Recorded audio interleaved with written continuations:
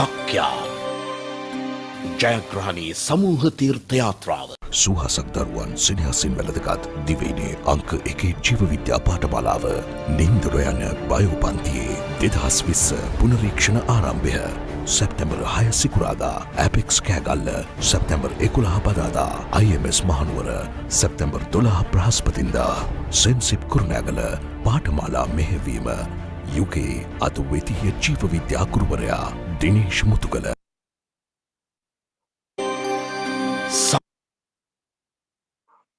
Good afternoon, everyone. We are from Group B-5. I am Nidukani.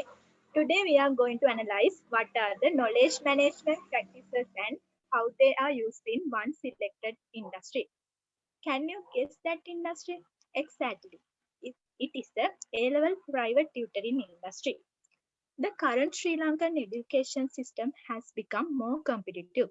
Therefore, students attend tuition classes to enhance in ability and cognitive content in a specific subject. Moreover, 4.6% of the total population in Sri Lanka is schoolhood ages. Among them, 90.1% of students are attending school. Also, nearly 200,000 candidates sit for the GCE A-level examination per year. Out of that, most of the students at least 2 subjects in private tuition classes. Also, today private tuition classes become a fashion. There are about 50,000 registered institutions that conduct tuition classes for the student. There are so many well-known tuition classes in Sri Lanka, like Sakya, Sisulka, and Sipwin. And there are many unregistered tuition classes also. Advanced level is a very competitive exam. So attending private tuition classes gives a more competitive advantages for acquiring knowledge to the student.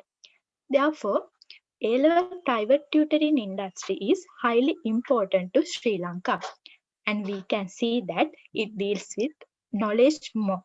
So we think that we have done a better choice. When we look at about the private tuition classes industry, we can see that both explicit and tacit knowledge are used there. Here, as explicit knowledge, they use the subject knowledge extracted from the syllabus, from the teacher's guidebook, and from various research. As tacit knowledge, we can take the experiential gain through a long-term teaching career, going to the university, then by doing a job or a teacher training program. If we look at about the two perspective of the knowledge management, all work is knowledge work perspective and professional knowledge work perspective. Most workers in the A-level tutoring industry belongs to the professional knowledge work perspective because teachers are the major resources person in this industry. Person like graduate teachers and university lecturers are contributing their knowledge to this industry. But in addition to that, all the human resources involved in this industry uses knowledge. So all work is knowledge work perspective also can be related to this. If we look at about the knowledge creation and capturing in this industry, the Nonaka and Takeuchi knowledge creation theory can be applied this. It consists of 4 models such as socialization, externalization, combination, and internalization. If we apply this to A-level tutoring industry, we can understand how new knowledge is created within the industry. We will discuss this in later slide. As knowledge capturing methods, they use the syllabus, additional reading books, research articles, scholarly publication, and other sources. If we look at about the knowledge sharing, we can use traditional as well as digital methods. Through books and syllabus, the acquired knowledge is shared with the student in the physical classes, and we can take it as the traditional method. But nowadays, they share their knowledge through YouTube, video, online classes, and online exams. This can be identified as the digital method of knowledge sharing. When sharing this knowledge, face many problems and when sharing this knowledge as emerging free riders. To avoid these problems, some measures have been taken, like using login passcode. In such a way, the sharing of knowledge is managed. From now onward, Vatsala will conduct the presentation.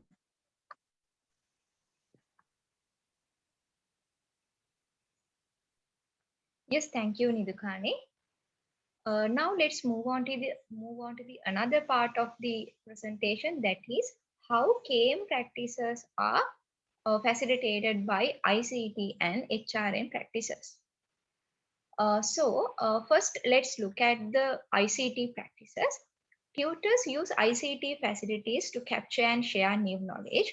They use multimedia projectors in the classrooms. They upload video recordings and they share notes via PDF format, and they conduct Zoom classes. Then they conduct online exams. Likewise, there are so many ways.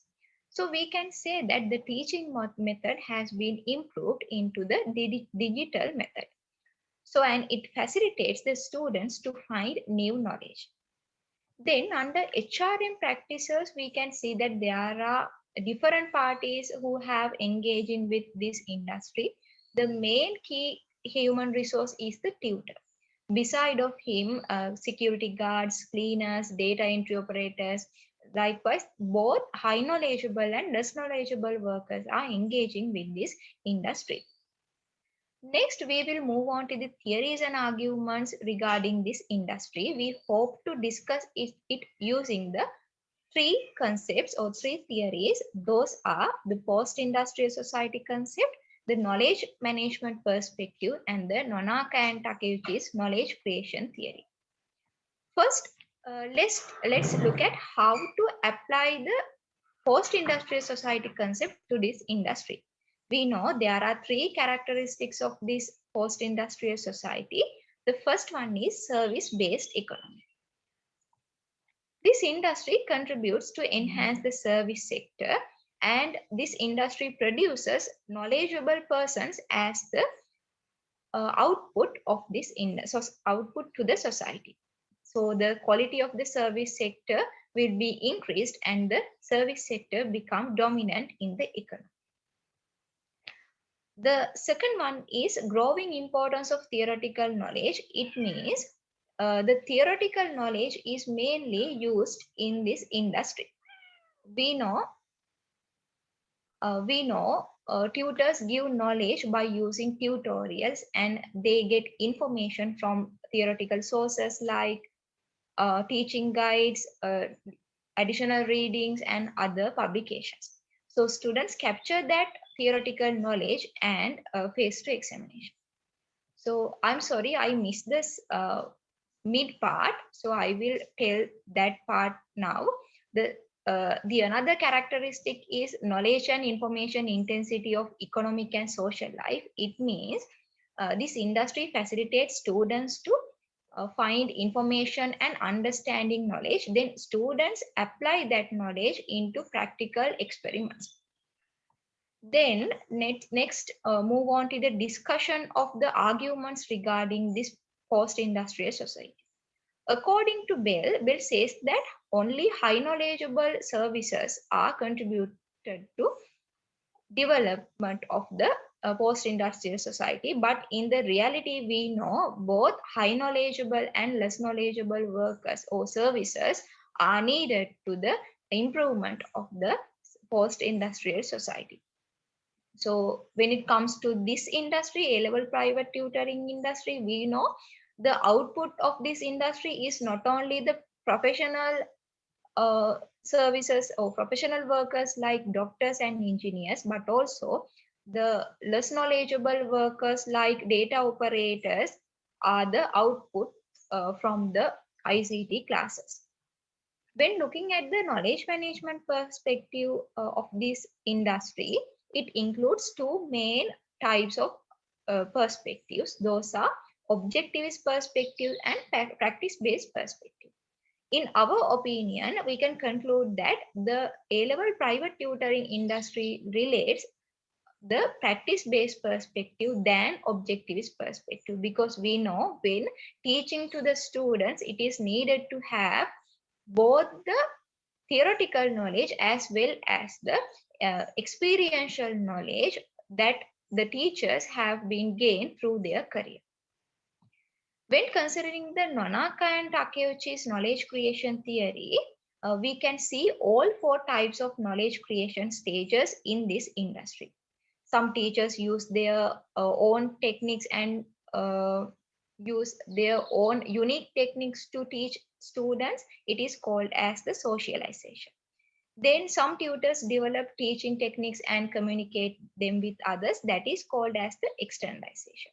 In addition to that, when changing the syllabuses, when changing the subjects, tutors also change their teaching materials. That is called as the combination. And finally, when the syllabuses and knowledge is changing, the parties who are involved with this industry try to adopt with new knowledge. So that is called as the internalization. So that is the analysis of Nonaka and Takeuchi knowledge creation theory regarding this private tutoring industry.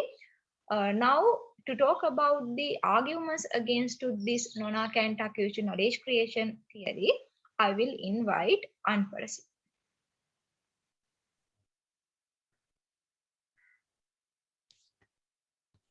Yeah, thank you, Aksala. While there are three arguments in this theory, we apply two of them to the air tuition industry. The first one is there is a doubt that whether a complete conversion of tactic knowledge into explicit knowledge can be done. Although explicit knowledge can be codified, it is difficult to complete codified tactic knowledge. In the tuition industry, although a teacher can easily pass on the knowledge of his tutorials to students, some of the unique knowledge built on his experience is difficult to imitate to someone else. The second one is cultural generalization. This theory was built according to Japanese culture. This cannot properly be applied to the Sri Lankan context. Naturally, the Japanese are very friendly nation and they share their knowledge without any creed. But we know the AL tuition industry in Sri Lanka is an industry that has high competition. Everyone tries to better than others. Due to that, some teachers may not reveal some secret things. Then, changes in KM practices in the industry during the COVID-19 pandemic. The first thing is the huge involvement of ICT practices in COVID-19 pandemic. Physical classes were converted into vertical classes and classes were held through Zoom, Google Meets and MS Teams. And paper-based physical exam become online exams. Traditional teaching methods become modern teaching methods using ICT. Lecture recording made it possible to refresh the knowledge of students. They got the opportunity to easily get the notes through PDF. HRM practices also changed with the pandemic. During the pandemic, with the ease of conducting classes online, the younger generation was more attracted to this industry like university undergraduate students. The task and behavior of parties involved, such as supervisors, changed. Also, teachers' task exceeds the scope. Some conducted free online classes island-wide. Not only that, student behavior also changed in online classes. So, now Sarani will discuss the last part of the presentation. Thank you. Thank you, Anparisi. We can propose several suggestions for the future survival of the A-level tutoring industry. For convenience, I will divide these suggestions into two parts. What should be done by the government and the private tutor to uplift this sector. As government, they can introduce a methodology to measure the qualification, knowledge, and teaching skill of the private tutor. Thereby, those unqualified teachers can avoid conducting classes, and also they can conduct training workshops for the private tutor to be aware of those regarding subjects. Another thing is school teachers as well as private tutors should be appreciated. Their achievements should be appreciated. By doing so, tutor will be motivated and give their fullest effort to this industry. As tutor, they should constantly interact with the parents of their students because we know today students are engaging some unethical behavior.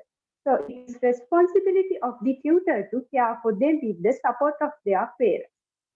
Furthermore, measures should be developed the critical thinking of the students and not only the theoretical knowledge but also experiential knowledge should be shared with the students. In addition, an online class fee paying system can be introduced for the convenience of all.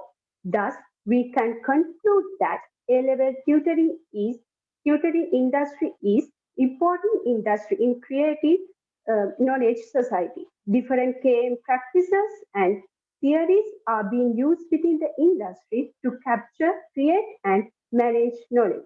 Especially with the COVID-19 pandemic, ICT and HRM practices were changed, and different KM practices were facilitated to manage knowledge with those changes. This industry is contributing to the growth of the country, so steps should be taken to improve the quality by many parties. In the end, we suggest the measures that can be taken for that. So, this time to wind up our presentation. Hope you got clear understanding of the industry. Thank you for listening. Good day all.